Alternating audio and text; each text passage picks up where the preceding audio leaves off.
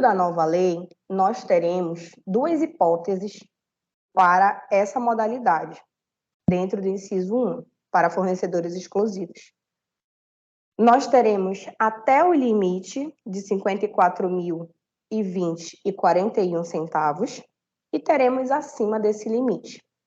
Deixando claro para vocês que cada entendimento dentro desse limite, estando dentro desse limite ou não, a gente vai fazer um procedimento diferente. Por exemplo, a gente consegue não solicitar pareceres jurídicos. Olá. Tá. A gente consegue não solicitar pareceres jurídicos para inexigibilidades até o teto de valor de dispensa, que seria esse valor de 54.020,41. Dentro dessa hipótese, até esse limite, não há necessidade de pareceres jurídicos e nem de outras obrigações com relação à publicação ou coisas do tipo. Na verdade, a Lei 14.133, diferente da 8666, ela não nos obriga a fazer publicação desse tipo de modalidade. Pelo menos até então, deixando claro, até hoje 17 de agosto, né?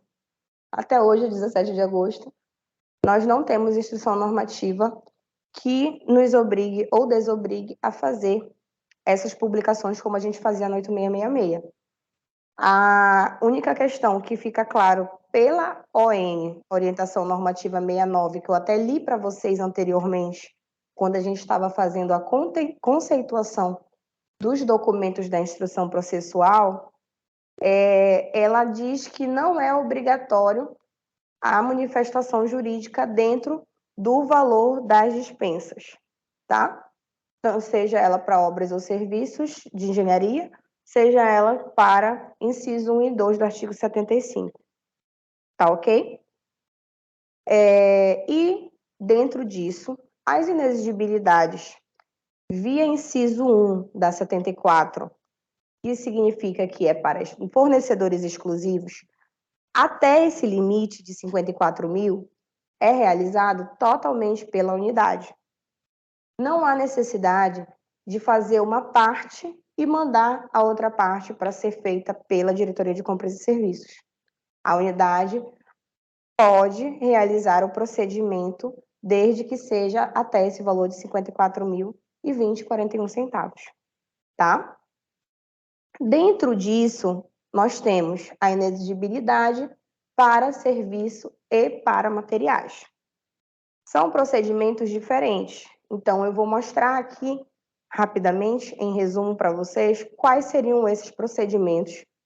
Depois, eu vou mostrar para vocês a instrução processual que nós iremos utilizar para a inexigibilidade dentro desse limite de valor e para cada situação, sendo serviço ou sendo material, e como que a gente vai proceder nos tutoriais, porque cada um desses passos, cada uma dessa situação, a gente tem um tutorial a ser seguido. Tudo bem? Então, em serviços comuns, para serviços comuns, as inexigibilidades vão seguir os seguintes procedimentos. Primeiramente, a unidade, realizada totalmente pela unidade. A unidade no CIPAC vai realizar o cadastro do fornecedor, verificar se esse fornecedor já está cadastrado, né? Se ele não estiver cadastrado, você efetua o cadastro dele. Cadastra a requisição. Por se tratar de serviço, você vai fazer o atendimento dessa requisição. Ainda no CIPAC, realiza o cadastro da compra, o cadastro da proposta e o julgamento. Feito isso, são gerados os documentos, os mapas do CIPAC. Você salva esses documentos. Todo o processo que você vai fazer, conforme o que a gente já tinha conversado anteriormente, eu não sei se as mesmas pessoas que estão aqui participaram do curso de processo eletrônico no ano passado, mas mesmo que vocês não tenham participado ou não saibam como proceder, Ao final de cada tutorial, nós colocamos como proceder com relação ao processo eletrônico. Eu fiz questão de unir uma coisa com a outra, para que vocês não tenham lacunas no momento de realizar o registro de uma coisa, de uma certa modalidade, ou de um serviço, contratação de um serviço, de inexigibilidade, e quando chegasse no momento da mesa virtual, da inclusão dos documentos, vocês tivessem alguma dificuldade. Então, os nossos tutoriais estão bem completos com relação a isso, tá? Feito isso, você finaliza os registros no CIPAC. Lembre-se sempre que separe na sua cabeça entre momentos. Esse momento que eu estou explicando para você agora seria um momento de registro. Não seria um momento de cadastro, de inserção de documentos dentro do seu processo. Separe na sua cabeça que o CIPAC teriam esses dois momentos, um momento de registro e um momento de protocolo da mesa virtual, de inclusão desses documentos, certo? Assim fica mais fácil para você proceder e não se confundir. Feito isso, após o julgamento, separação desses documentos criados no CIPAC, é como se você tivesse finalizado os registros no CIPAC. Aí você passa ao CIASG, vai realizar o cadastro da sua inexigibilidade, vai gerar um documento lá que comprove que você cadastrou e encerrou a sua inexigibilidade lá, e volta ao CIPAC para realizar justamente a inclusão, adicionar esses documentos do seu processo todo no seu processo de compra, tá bom? Se você tiver feito um processo de autorização anterior a isso, é necessário que você faça a pensação dos dois processos, lembrando que o processo principal sempre vai ser o primeiro processo, o processo onde teve autorização, centralização de recursos, se for o caso, e o outro processo, que seria o processo de compra, fica pensado nesse processo. Ele caminha junto do seu processo de autorização, mas sempre um processo tem que contar toda a história daquela aquisição, daquela contratação, para que tenha uma linha contínua e você consiga entender o que aconteceu dentro desse processo, certo? Esse procedimento que eu estava explicando para vocês, ele não é algo imutável. Cada situação acontece de uma forma. Nesse momento, você está vendo a parte de serviço para inexigibilidade dentro do limite, ok?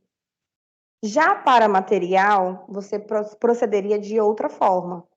Os registros, principalmente no CIPAC, são diferenciados. Um minuto.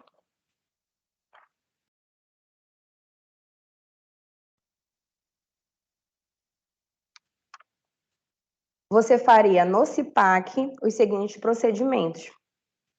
Cadastraria os itens, a princípio, porque cada situação que você vai fazer uma requisição, acontece às vezes de certas unidades ou de certas pessoas preferirem por utilizar itens já cadastrados no sistema.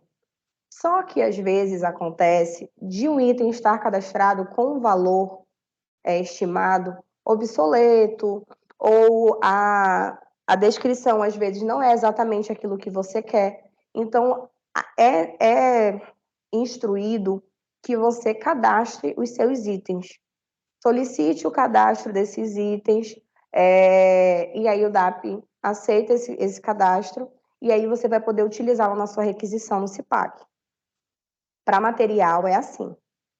Aí você vai e faz o cadastro da sua requisição, cadastra a sua compra, cadastra as propostas e julga. Ao efetuar isso, você chega ao mesmo ponto que eu falei anteriormente.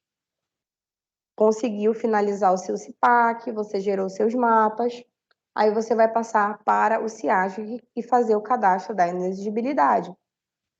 Finalizou o cadastro da inexigibilidade, você volta para a mesa virtual para adicionar os seus documentos, ok?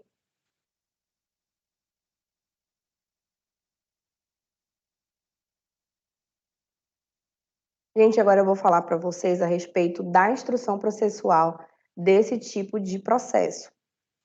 Esse tipo de processo, você vai utilizar o documento de formalização de demanda, que a gente já explicou aqui do que se trata e como é que você faz, como é que você vai proceder quando não tiver esse tipo de documento ou quando não constar no planejamento. Documento de formalização de demanda. Só um minuto.